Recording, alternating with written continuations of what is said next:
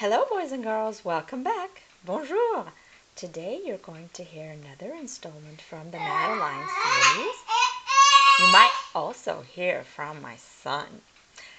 The story we are going to read today won the Caldecott Medal for Best Illustrations, and it is called Madeline's Rescue. All dog lovers will like this story.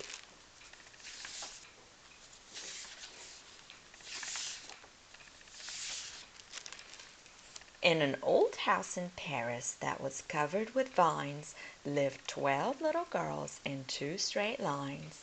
They left the house at 9:30 in 2 straight lines in rain or shine. The smallest one was Madeline. She was not afraid of mice. She loved winter, snow, and ice. To the tiger at the zoo, Madeline just said, "Pooh, pooh." And nobody knew so well how to frighten Miss Clavel until the day she slipped and fell. Poor Madeline would now be dead, but for a dog that kept its head and dragged her safe from a watery grave. From now on, I hope you will listen to me. And here is a cup of chamomile tea. Good night, little girls. I hope you sleep well. Good night, dear Miss Clavel. Miss Clavel turned out the light. After she left, there was a fight about where the dog should sleep that night. The new pupil was ever so helpful and clever. The dog loved biscuits, milk, and beef, and they named it Genevieve. She could sing and almost talk and enjoyed the daily walk. Soon the snow began to fly. Inside it was warm and dry, and 6 months passed quickly by.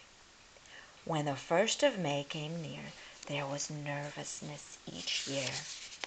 For on that day there arrived a collection of trustees for the annual inspection. The inspection was most thorough, much to everybody's sorrow. Tap, tap! Whatever can that be? Tap, tap! Come out and let me see. Dear me, it's a dog! Isn't there a rule that says dogs aren't allowed in school?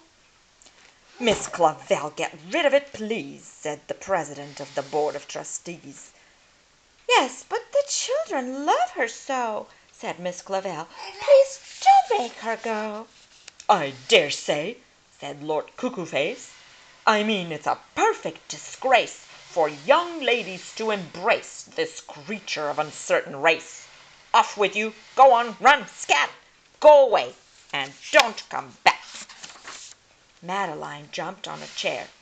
Lord Cuckoo-Face, she cried, beware! Miss Genevieve, noblest dog in France, you shall have your vengeance. It's no use crying or talking.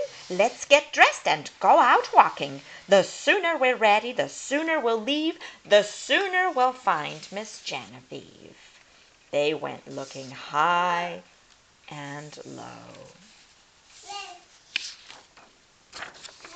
And every place a dog might go, in every place they called her name, but no one answered to the same. The gendarmes said, We don't believe we've seen a dog like Genevieve. Hours after they had started, they came back home, broken-hearted. Oh, Genevieve, where can you be? Genevieve, please come back to me. In the middle of the night, Miss Clavel turned on the light and said, Something is not right. An old street lamp shed its light on Miss Genevieve outside. She was petted, she was fed, and everybody went to bed. Good night, little girls. I hope you sleep well. Good night, dear Miss Clavel. Miss Clavel turned out the light, and again there was a fight, as each little girl cried, Genevieve is mine tonight."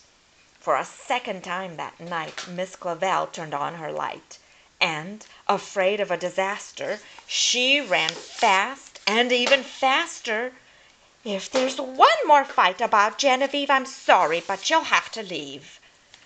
That was the end of the riot. Suddenly all was quiet. For the third time that night Miss Clavel turned on the light, and to her surprise she found that suddenly there was enough hound to go all around.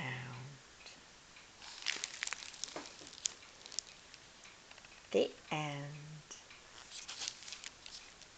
I hope you enjoyed this Caldecott Medal winning story. See you next time. Bye. Au revoir. À bientôt.